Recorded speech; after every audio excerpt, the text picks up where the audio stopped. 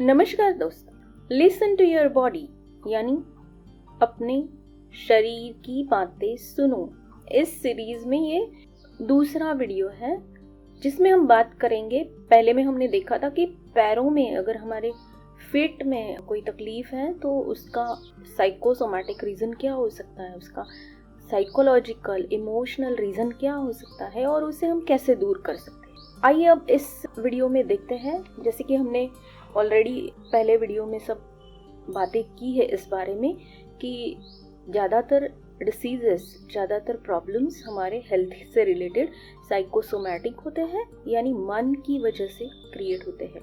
जैसे ही मन से वो नेगेटिव इमोशन या लो एनर्जी की जो फीलिंग है उसे हटा देते हैं हम, अपने आप वो फिजिकल प्रॉब्लम भी ठीक हो जाता है, क्योंकि body and mind are connected with each other. दोनों एक दूसरे से जुड़े हुए हैं। मन का असर शरीर पे होता रहता है। तो आज हम बात करेंगे फीट यानी पैरों से ऊपर का जो अवयव है वो है हमारे एंकल्स, मतलब जिनको हम बोलते हैं टखने, जो कि पैरों के ऊपर वाला पार्ट है। तो ये जो एंकल्स है वो उसका इस्तेमाल करके या उसकी वजह से हम अपनी पैरों को हर तरफ मोड़ सकते हैं, इधर उधर घुमा सकते हैं, ऊपर नीचे हिला सकते हैं।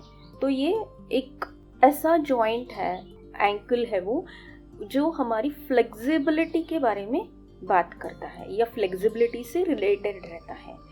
तो जाहिर है कि अगर हमारी फ्लेक्सिबिलिटी यानी हमारे मन के अंदर अगर हमारे फ्लेक्सिबिलिटी में कोई प्रॉब्लम आ गई है, हम कुछ विचारों के ऊपर बहुत स्टबर्न हो गए हैं कुछ इमोशंस को लेकर, तो हमारी फ्लेक्सिबिलिटी कम हो जाती है। और मन की फ्लेक्सिबिलिटी कम होने से अपने आप जब वो मन कोप अप नहीं कर पाता है उस कम फ्लेक्सिबिलिटी से, तो वो प्रॉब्लम हमारे शरीर पे, हमारी बॉडी में दिखने लगता है। और इसीलिए जब एंकल से रिलेटेड यानी टखनों से रिलेटेड कोई भी प्रॉब्लम हो, दर्द हो या मसल पेन हो या जो भी हो, तो उसका मेन रीज़न है कि मन में कहीं तो भी फ्लेक्सिबिलिटी नहीं है। हम किसी चीज़ पे बहुत अड़ गए हैं, बहुत जिद कर रहे हैं। और दूसरा एक इमोशन ये भी है कि हम किसी ना किसी बात के लिए अपने आप को गिल्टी मान रहे हैं, अपने आप को अपराधी मान रहे हैं। हमारे जो एंकल्स हैं, जैसे कि हमने देखा कि वो हमारे पैरों को किसी भी दिशा में मुड़ने का काम करते हैं या मुड़ने के लिए सहायता करते हैं। तो इसका मतलब ये भी होता है कि इसकी फ्लेक्सिबिलिटी की वजह से हमारे एंकल्स एक क्षमता क्रिएट करते हैं कि हम खुशी का स्वीकार करें, कि सिर्फ चलना ही नहीं है पैरों से, लेकिन मुड़ना, इधर उधर उसको घुमाना, ये भी हम कर सकते हैं। यानी कि हम खुशी भी पा सकते हैं, खुशी को रिसीव कर सकते हैं। तो ये भी एंकल की, तंदुरुस्त एंकल की वजह से ही हमारे लिए पॉसिबल होता है। तो ये सारी चीज़ें हैं। अगर हमारे एंकल में कोई दुख है, दर्द है या पेन है, तो कहीं ना कहीं हमारे मन के अंदर फ्लेक्सिबिलिटी कम हो गई है, हम इनफ्लेक्सिबल हो गए हैं किसी चीज़ को लेकर, और या तो हम किसी गिल्ट को बहुत अंदर पकड़ के बैठे हैं कि मेरी वजह से ऐसा हुआ या मैंने ऐसा किया, बहुत गलत किया, या मेरी वजह से किसी का या मेरा नुकसान हो गया। तो उसे हम भूलने को तैयार नहीं है, उसे हम पकड़ के बैठे हैं। तो हमारे एंकल्स में या तो पेन, या तो कुछ प्रॉब्लम, या तो मसल पेन, या तो हड्डियों का पेन, कुछ भी दर्द होना शुरू हो जाता है।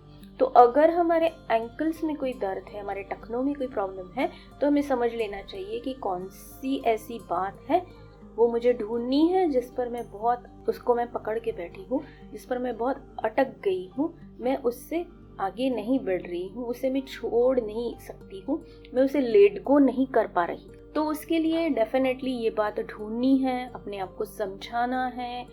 सेल्फ टॉक, जैसे हमने देखा था कि ऐसा ज़रूरी नहीं है, गलतियाँ हर किसी से होती है, तो मुझसे भी हो गई, तो कोई बड़ी बात नहीं है, ठीक है, आइंदा से हम ऐसी गलती नहीं करेंगे। फिर जैसे कि हमने फॉरगिवनेस के बारे में भी देखा है कि हम दूसरों को आसानी से माफ़ कर देते हैं, उसी तरह अगर हम अपने आप को भी माफ़ कर देते हैं उस गिल्ट के लिए, उस अपराध के लिए, तो हम आसानी से ये पेन से, इस दर्द से बाहर आ सकते हैं। और अब देखते हैं कि लुईस है इसके बारे में कौन सा अफर्मेशन बताती है, जिसे कि हम कितनी भी चाहे जितनी बार लिख सकते हैं, बोल सकते हैं या रिकॉर्ड करके सुन सकते हैं, क्योंकि ये अफर्मेशन हमारे सबकॉन्शियस तक ये बात पहुंचाता है कि जो हमें छोड़ना ज़रूरी है, लेटिंग गो करने की ज़रूरत है जिस बात के लिए, उससे करने के लिए वो हमारे सबकॉन्शियस माइंड को तैयार करता है, रेडी करता है, प्रिपेयर करता है। तो ये अफर्मेशन क्या है, आइए देखते हैं। तो लुईस ये अफर्मेशन बताती है जिसे हम बोल सकते हैं या लिख सकते हैं, चैंट कर सकते हैं। मेरा ज़्यादा एक्सपीरियंस रहा है कि हम लिख कर ज़्यादा हमारे सबकॉन्शियस तक जल्दी उसे पहुंचा सकते हैं। आप अपना एक्सपेरिमेंट करके देखिए अपने साथ और बताइए कि कौन सी मेथड आपको अच्छी लगती है, बोलना, लिखना या सुनना। तो अफर्मेशन ये है, मैं जीवन का आनंद लेने के काबिल हूँ और मैं जीवन के सारी खुशियों को आसानी से, सहजता से स्वीकार करती हूँ। मैं जीवन का आनंद लेने के काबिल हूँ और मैं सारी खुशियों को जीवन में आसानी से, सहजता से स्वीकार करती हूँ। जब हम इस अफर्मेशन को बार बार दोहराते हैं तो हमारे सबकॉन्शियस को पता चल जाता है कि हमें किसी खुशी के लिए, किसी अच्छी बात के लिए हमारे अपराधी होने का या हमारे जिद्दी होने का जो कड़वाहट है उसे हमें पकड़ के नहीं रखना चाहिए। अगर हमने खुशी ली है या हम खुश हुए हैं तो ठीक है, उस बात को छोड़ देते हैं और खुश हुए हैं इस एक्सपीरियंस को, इस अनुभव को ही पकड़ते हैं। तो ये अफर्मेशन ये हमारे सबकॉन्शियस को समझाता है, ये बात उस तक पहुंचाता है। उसके लिए हमें उसे बार बार लिखना, बोलना या सुनना पड़ेगा। और उसके बाद जब वो बात हम अच्छे से समझ जाते हैं तो हम हमेशा के लिए कभी भी हमारी लाइफ में जो भी खुशियाँ हम पा रहे हैं उसे हम आसानी से और सहजता से एक्सेप्ट कर लेते हैं, अपने अपराध बोध को जल्दी जल्दी निकाल सकते हैं और अपनी इनफ्लेक्सिबिलिटी यानी हमारी किसी भी बात को लेकर जिद करना या वहीं पे अटक जाना, उस एक्सपीरियंस को पकड़ के रखना, ये बातें धीरे धीरे हमारी निकल जाती हमारे मन से, हमारे सबकॉन्शियस से, जब हम ये अफर्मेशन या इस पे रिलेटेड कोई भी काम करते हैं तो। और फिर उस पर्टिकुलर ऑर्गन को लेकर यानी यहाँ पे हमारे टखनों को, हमारे एंकल्स को लेकर हमें कभी कोई प्रॉब्लम लाइफ में नहीं आती।